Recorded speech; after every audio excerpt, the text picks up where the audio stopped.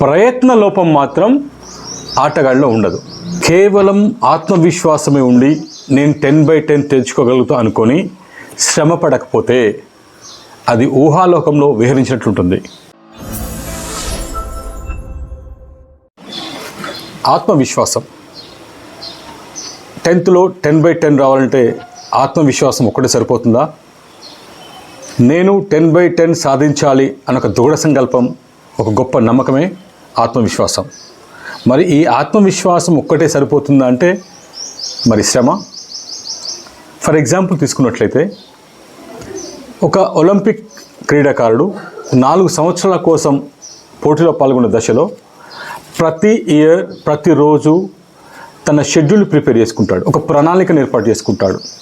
ఆ ప్రణాళికలో ప్రతిరోజు ఉదయం సాయంత్రం తను రన్నింగ్ ప్రాక్టీస్ చేస్తూ, రన్నింగ్లో మెలకువలు నేర్చుకుంటూ దానికి సంబంధించినటువంటి ప్రతిదీ ప్రాక్టీస్, ప్లానింగ్ అండ్ ప్రాక్టీస్.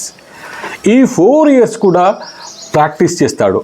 అతని దృఢ విశ్వాసం ఏందయ్యా అంటే ఒలింపిక్లో గోల్డ్ మెడల్ సాధించాలి. అతని ఆత్మవిశ్వాసం అది. కానీ ఆత్మవిశ్వాసం కూడా సరిపోతుందా? దానితో పాటు శ్రమ కూడా అవసరం పడుతుంది. ఈ 4 సంవత్సరాలు శ్రమ పడిన తర్వాత అతను ఒలింపిక్లో గోల్డ్ మెడల్ కొడితే అది ఆత్మవిశ్వాసానికి ప్రతిబింబంగా ఉంటుంది. మరి ఒకవేళ అంత కష్టపడి సాధించకున్నా కూడా ఇతని మీద ఎవరైతే గెలిచాడో అతని శ్రమ ఎక్కువై ఉండొచ్చు, కానీ ప్రయత్న లోపం మాత్రం ఆటగాళ్ళలో ఉండదు. మన పరీక్షల్లో కూడా అంతే. మనం సంవత్సరానికి ఒకసారి పరీక్ష అనుకుంటున్నాం. దానికి ప్రిపేర్ కావాలంటే మనం ప్లానింగ్ చేసుకోవాల్సిందే.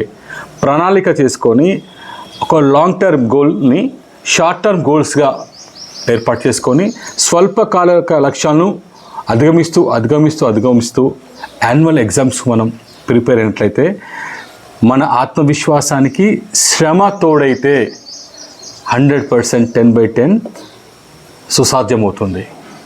కేవలం ఆత్మవిశ్వాసమే అనుకుంటే కుదరదు. శ్రమపడ్డా నీకు విశ్వాసం లేకపోతే కుదరదు.